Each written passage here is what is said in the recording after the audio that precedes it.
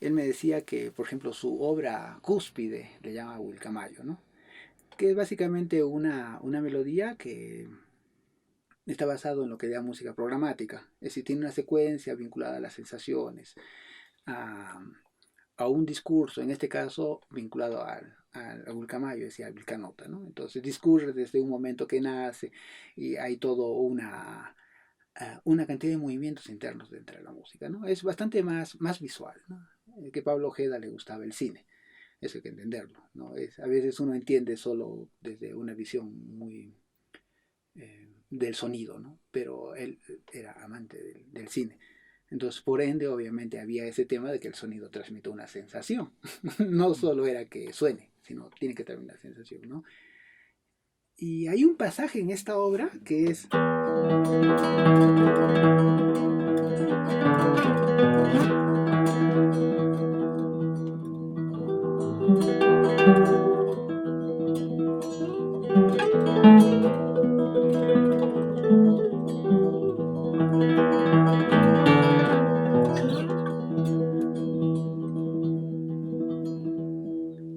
que a mí me gusta mucho, ¿no? Porque es un espacio como que da un poco esa tranquilidad, ¿no? No, hay otro momento más caótico, ¿no?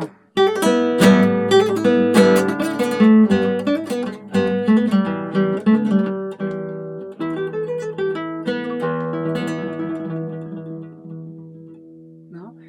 Entonces, siempre tiene ese tema de llevar la música, ¿no? Como encaminarlo o algo, ¿no?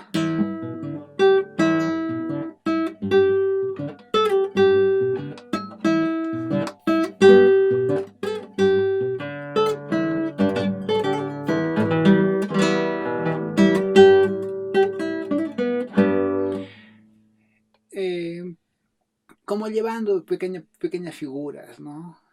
Y es música que su discurso, digamos, se interrumpe mucho, ¿no? Es como el cusqueño promedio que tenemos, ¿no? Nunca sabemos escuchar, siempre estamos hablando y bla, y el otro está hablando también, ¿no? Es decir, tenemos ese tema de como que atropellarnos, ¿no? Y su música refleja eso, ¿no? Es decir, va más vinculado a la lógica de cómo hablamos. Pero también esa lógica, cuando tú lo llevas a un plano estructural, ya que no todos estamos acostumbrados a escuchar frases íntegras, hace que a veces sea difícil entenderlo, ¿no? Porque no le entendemos cuál es la matriz, ¿no? Es decir, cómo se arman las frases musicales internamente, ¿no?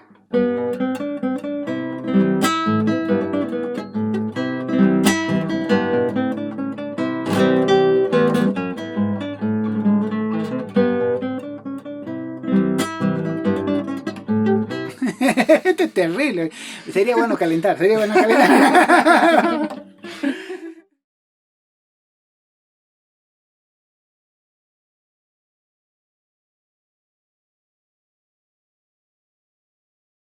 Es que nosotros tenemos la costumbre, a ver, a qué me refiero no discursivo. Explora, no te digo que lo desarrolla, explora a ese nivel, ¿no? Cuando se refiere a discurso, nosotros estamos acostumbrados que una oración tiene que tener una idea concreta, ¿no? Nosotros caminamos hacia el parque, ¿no? ¿Para qué? Caminamos hacia el parque para jugar. ¿Qué jugamos? A las escondidas, ¿no? Entonces se va armando un discurso en función a eso, ¿no? Y dentro de ese discurso nos podemos generar muchos elementos internos. Vamos caminando al parque de un pie, ¿no? Y comienza el desarrollo, ¿no? Y obviamente sobre eso hay gente que puede hacer hasta un cuento y maravillas, ¿no? En la música pasa casi un similar, ¿no? Pero al ser elementos solo sonoros, estamos acostumbrados que las frases musicales deben como tener un ciclo, una cantidad, una estructura, ¿no? Por ejemplo, si tocamos...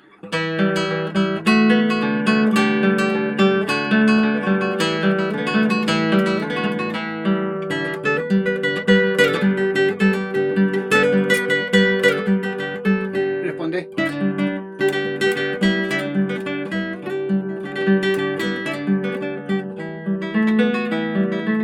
Entonces hay una respuesta, ¿no?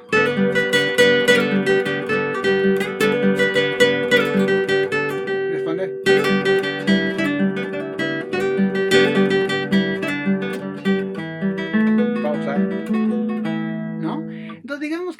entre comillas, es lo que consideraríamos más vinculados a las músicas tradicionales, ¿no? Pero en Pablo no sucede tan así, ¿no? Por ejemplo, que toca un guayno de él. Allá.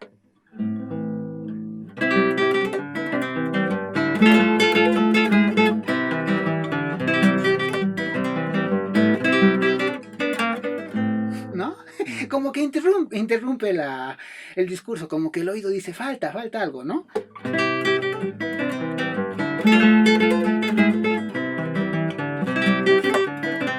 Hasta todavía.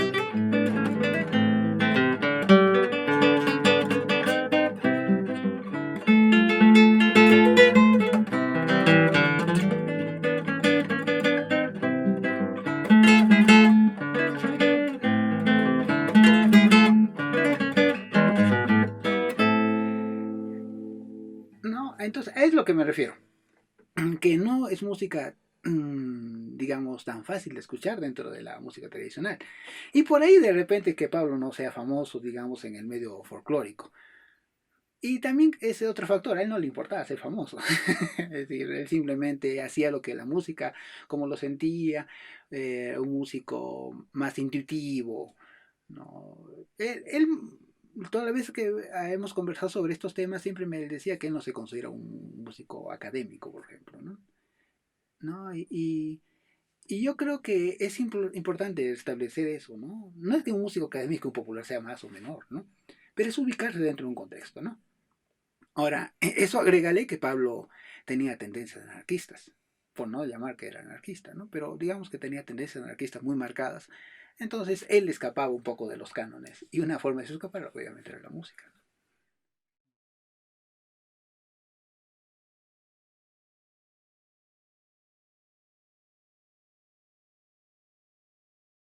En el tema musical, obviamente su padre. No, su padre fue, además que le enseñó, él fue su primer profesor de guitarra. Roberto Ojeda tocaba guitarra y por lo que me comentan no tocaba mal, tocaba bien. Él hizo su versión de Flor Andina para guitarra. Porque yo varias veces le pregunté eso, porque a veces uno puede sobrevaluar la imagen del padre, ¿no? Y él siempre me repetía lo mismo, mi papá tocaba siempre bien guitarra, ¿no? Y por ejemplo, esta obra, ¿no?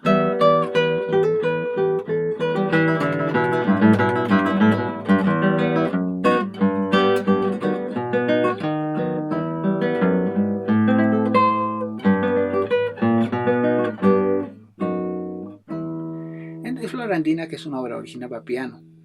Pero el que le hizo la adaptación y lo tocaba era Roberto. ¿Ya? Entonces, significa que sí, es decir, tenía mucha prestancia en el instrumento, era un multiinstrumentista, también tocaba violín, ¿no?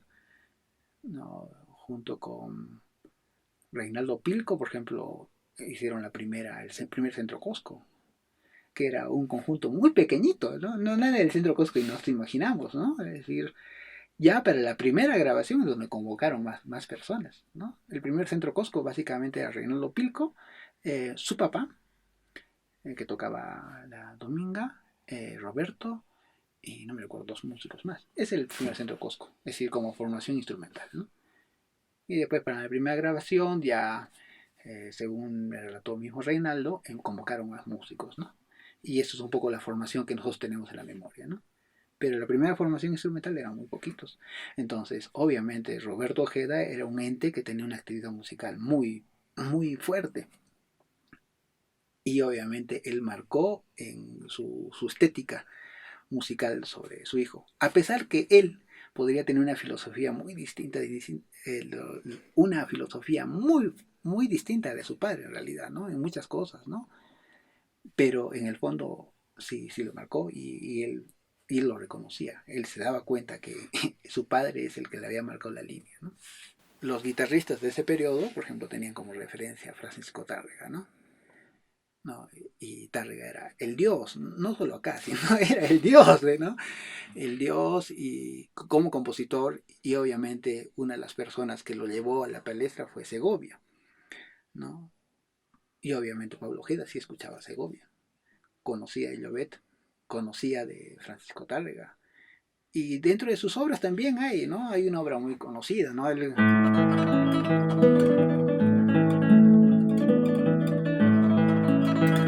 El recuerdo de la Alhambra, ¿no?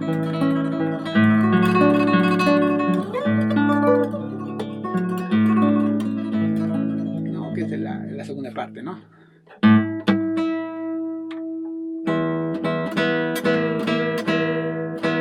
Entonces, Pablo hizo lo mismo. Replicó los elementos, algunos elementos de ¿cómo se llama?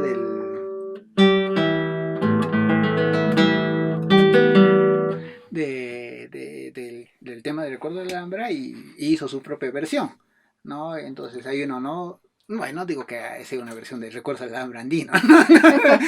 Pero utiliza el recurso y utiliza algunos elementos rítmicos del Recuerdo de la Alhambra. Yo le pregunté, maestro, ¿usted ha compuesto esto? Porque este es el igualito ¿cómo se llama? Que Recuerdo de la Alhambra, utiliza este ligado exactamente en el mismo lugar. Me dice, bueno, seguro, me dice, seguro, ¿no? Porque él era muy inconsciente de lo que tocaba, ¿no? Él simplemente, como él decía, yo tocaba lo que me nacía, ¿no? Es decir, no estaba haciendo un esquema mental de que mi composición va a tener el cierre y demás cosas, ¿no?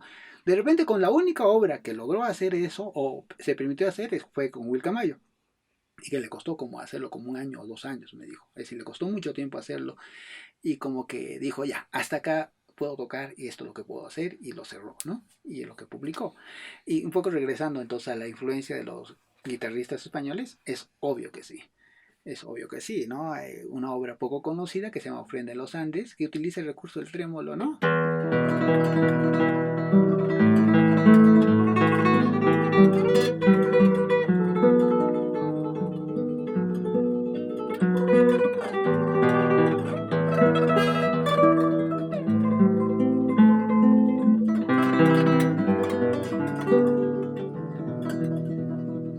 ¿No? Entonces, utiliza recursos del recuerdo del alambre, obviamente, ¿no? Dentro de su propia lógica, ¿cómo se llama? Sensorial del sonido, ¿no? Eso hay que entenderlo, ¿no? Él más lo miraba por el gusto o cuestión sensitiva el sonido. No intelectualizaba lo que hacía. Porque sus primeras composiciones de él eran copias de Tárrega. Él tiene como 5 o 6 piezas que son de ese periodo, dentro de sus limitaciones, porque también él lo hizo muy joven, ¿no? ¿No? Digamos, estaba enamorado de la guitarra española. Eso hay que tenerlo y tenerlo muy claro. Es decir, Pablo Heder estaba enamorado de la guitarra española, ¿no? Entonces es inevitable decir que no, él solo es música tradicional, no, eso es mentira.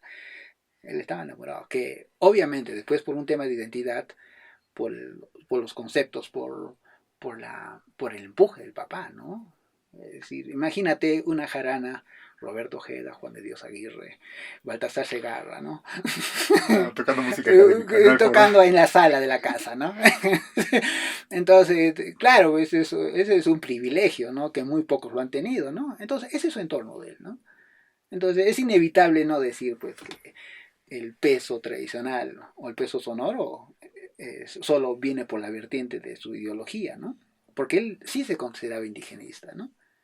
Y dentro de los conceptos del indigenismo, la forma de transmitir la información o el tema musical es la pentafonía, ¿no? Que es todo un imaginario, ¿no? Del invento de la identidad, ¿no? Y tiene que ver mucho con el tema del regionalismo, con el nacionalismo, ¿no? Con distinguirse, ¿no? Y en Cusco ha sido muy fuerte eso, ¿no? Desde los años 1910, me parece, ¿no? El regionalismo, el nacionalismo. Y después de eso recién viene el indigenismo. Y obviamente como uno de los puntos, hitos, es la muestra que tenemos hasta la fecha, el Inti Raymi. Eso de música inca no tiene nada, es un invento, ¿no? Es una obra de teatro generado a partir de muchas cosas, recopilaciones también de la oralidad, pero la música es discutible, ¿no? Muy discutible, ¿no? Yo diría que obviamente es un invento para esa escena, pero dentro de nuestra memoria se ha quedado plasmada, ¿no? Eh, el otro día había algo muy interesante, decían discurso de la música ancestral, ¿no? Me parece, como tema me parece muy importante. Es decir, nadie te puede decir si es o no es. Pero yo me ponía a pensar, entonces, si yo tengo una computadora, podría ser música del año 3000 y decir, esta es la música del año 3000 y puedo decir que sí, es decir, estoy usando ordenadores, todo, y esta es la música del año 3000. Pero nuestro contexto no me permite ver tan futuristamente el tiempo. No me permito, de repente sí. Entonces lo mismo pasa para atrás, ¿no? ¿Cómo puedo decir que esta música sí es original? ¿Cómo es? ¿No? Es decir, ¿cómo lo puedo sustentar? Es decir, si puedo ver para atrás, puedo para adelante, ¿no? Entonces la ubicación es importante, ¿no? Ahora, en un tema del artista propiamente dicho, el artista no tiene que estar pensando en cosas, ¿no? Simplemente toca y expresa, ¿no? Que sea cierto o verdad, no importa. Pero mucho va con el tema de las etiquetas, ¿no? Entonces lo mismo pasa con Pablo, ¿no? Exactamente lo mismo, ¿no? Es decir, él utiliza este imaginario de la música indígena para construir su identidad, ¿no?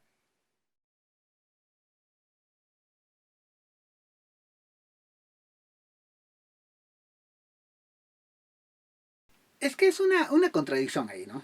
Es decir, por un lado, Pablo amaba al Cusco, en verdad lo amaba. No encontré una persona hasta cierta forma tan chauvinista como él. Y tiene sus argumentos, muy fundamentados por la experiencia de vida que tuvo. Pero por otro lado tenía su mundo personal. Y su mundo personal era el autoconocimiento. Porque a él, era, como era de tendencia anarquista, es decir, de hacerlo solo todo. Entonces, si por un lado vive en el contexto, pero por otro lo hace solo. Y al hacerlo solos lo haces porque tú quieres, en realidad, en el fondo, ¿no? Mm. Entonces, como que ahí hay algo muy, muy distinto, ¿no? Mucha gente trabaja para tener dinero, por ejemplo, ¿no? Cumple un rol por algo muy específico, ¿no? Necesita por hacer el rol, ¿no? Mm. Pero en el caso de Pablo, como no tenía ese sustento institucional, era un ave libre, ¿no? Entonces, pensar que hay una importancia propiamente dicho, yo creo que a él nunca le importó eso. Entonces, eh, por lo mismo, por su concepto de vida, ¿no? A él no le importaba ser importante.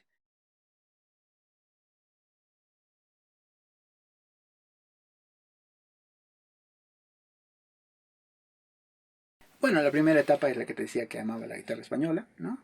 Tárrega, y después su etapa es como que ubicarse, ¿no? Ubicarse, ¿no? Y dentro de esos hay obras que son más tocadas, ¿no? Como Kuntur, por ejemplo, ¿no? Mm. Es una obra más tocada, ¿no? Él, por ejemplo, empieza a fijar, digamos, su tema de identidad basados en el tema de sus ideologías del indigenismo, usados la pentafonía, todo ello, y empieza a desarrollar obras, ¿no?